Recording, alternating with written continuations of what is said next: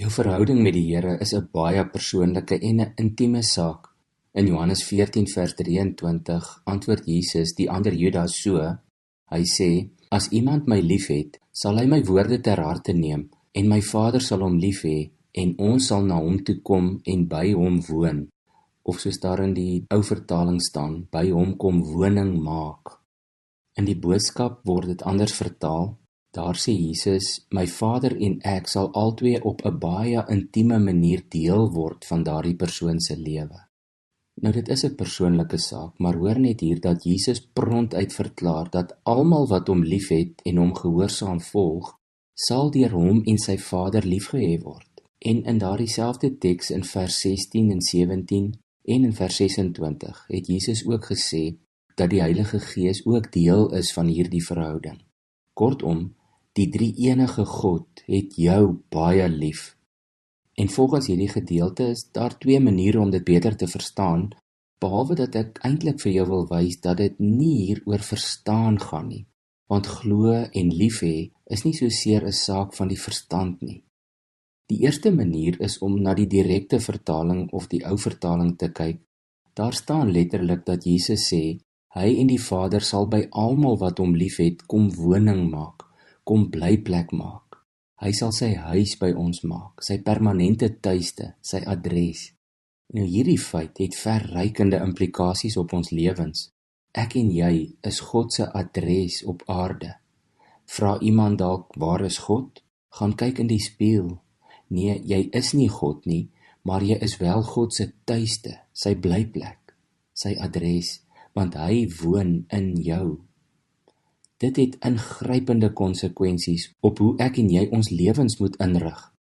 Paulus skryf dit ook so in Galasiërs 5 vers 17. Daar staan, wat ons sondige natuur begeer, is in stryd met wat die Gees wil, en wat die Gees wil, is in stryd met wat ons sondige natuur begeer. Hierdie twee staan lynreg teenoor mekaar, en daarom kan julle nie doen wat julle graag wil nie. En in vers 25, ons lewe deur die Gees, laat die Gees nou ook ons gedrag bepaal. Nou wonder ek, waar kom kinders van die Here daaraan, dat hulle maar nog steeds kan doen net wat hulle wil? Petrus skryf dan in 1 Petrus 1 vers 18 en 19, dat ek en jy losgekoop is uit ons oorgeërfde sinlose bestaan, met die kosbare bloed van Christus. Ons is bekleed met Christus. Ons is die woning, die huis, die blyplek van die Here. En die tweede manier om na hierdie teksvers te kyk, is om dit in die boodskap vertaling te lees. Daar sê Jesus van almal wat hom liefhet en hom gehoorsaam, my Vader en ek, en by implikasie ook natuurlik die Heilige Gees, sal op 'n baie intieme manier deel word van daardie persoon se lewe.